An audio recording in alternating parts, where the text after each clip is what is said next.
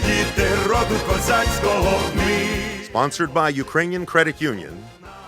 Believe it or not, it's Ron Cahoot with Stay Ukrainian, my friends. We're Cossack children of history. This is a special presentation of Stay Ukrainian, my friends, because this time I'm interviewing Ron Cahoot. It's me. Hi, Ron. Hi. You look familiar. I do? Yeah. Where'd you see me last? You see, you look a lot like a woman that lives with me. But don't tell my wife. Okay. Okay? So for anybody who doesn't know, I am Ron's wife. Ron, did you know that I have strange men emailing me and messaging me on Facebook? You're married to a strange man. It should be just fine. I'm pretty strange. Well, you know what they're asking me about? No.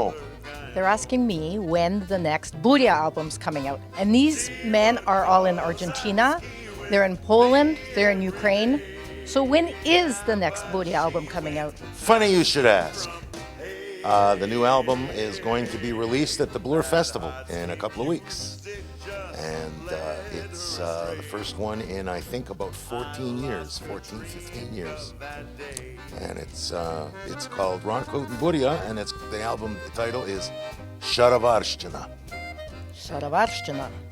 Okay, so why don't you explain to us what is Sharavarshchina and why did you choose to call your album Sharavarshchina?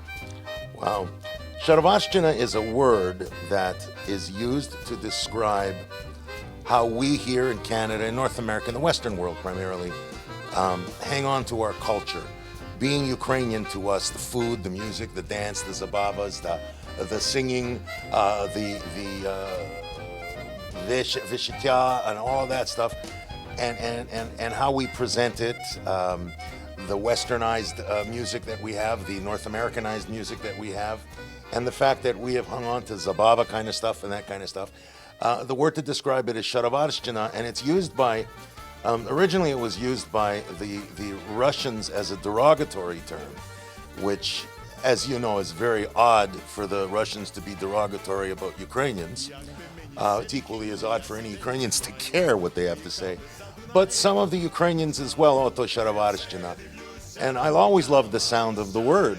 And you received an email one time from someone who was speaking of one of my records, and he said Sharavarshchina, and he says, but it's the best Sharavarshchina I've ever heard. Well, I liked the word even more then, and then when I found out it could be mistaken as a derogatory word, then for sure I had to call my CD Sharavarshchina, absolutely. So why did it take 14 years to get another Buria album? I mean, you've had albums in between. You worked with Kvitka on an album. You did your own I Kozak. What took 14 years for Buria to have a new album? To find music that I could Buria-ize. There's a song on this album, Junjaria Junjara. A lot of Lamko music, by the way, because I love Lamko music. This song is like Chumbara. It's got a repetitive chorus to it, like Sampyu Samhulai or Vitir Via Via Via or Chumbara Chumbara. And this is Junjaria Junjara Junjaria. It's those kind of songs, the kind of songs when people are dancing in front of me, I can hear them singing. Even after they've just heard the song, they can start singing the chorus because they know it, and to be able to do that to the music, and to find stuff that is a little bit newer and not overdone, that hasn't been done by everyone. Now there are a couple of original songs on this album in English, one written by my father, one written by me, and another English, a tango called Anastasia. But the rest of it is all Ukrainian and Lamko Ukrainian, and there's a phenomenal Bukovinian on it. I mean, I've done the Bukovinian 6,000 times for dancing groups, but this time I did it my way. I did it kind of a funky way, and it's kind of neat, and it's a big production number. And that's why it took so long. I mean, just to find the material, and thanks to you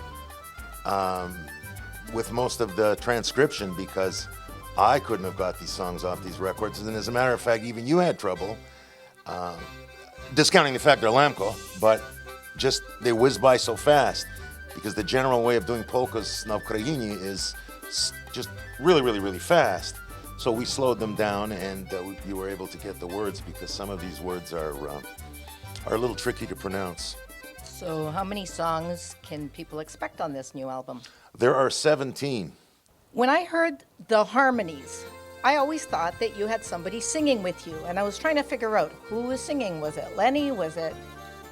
But you harmonize all by yourself. Yeah.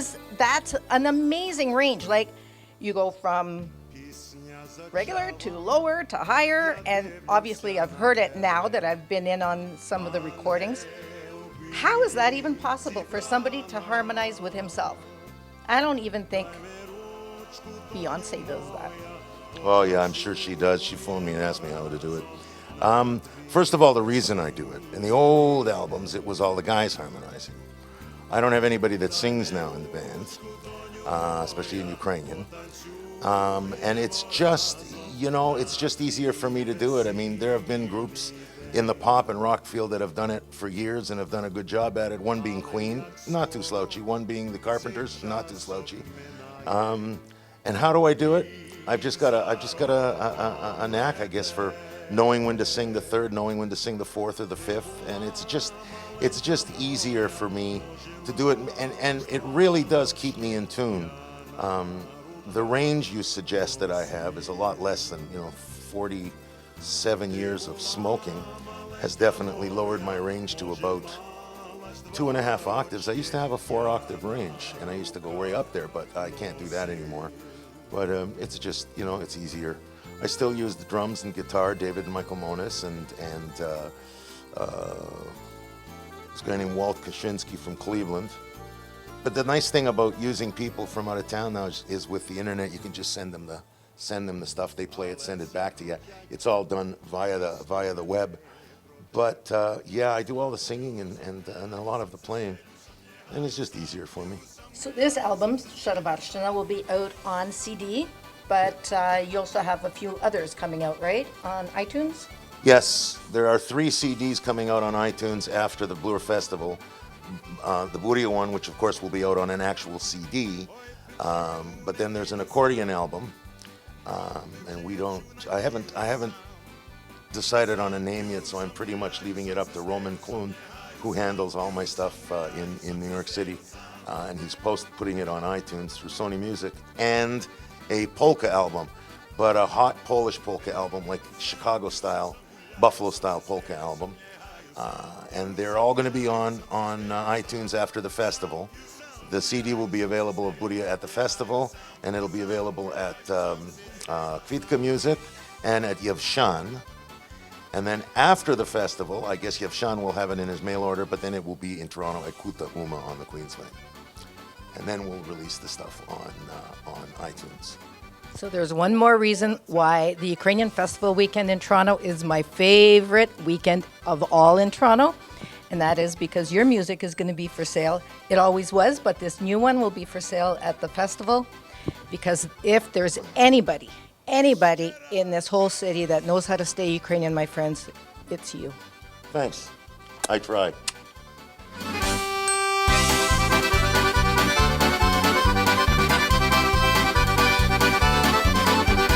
Okay, that's enough.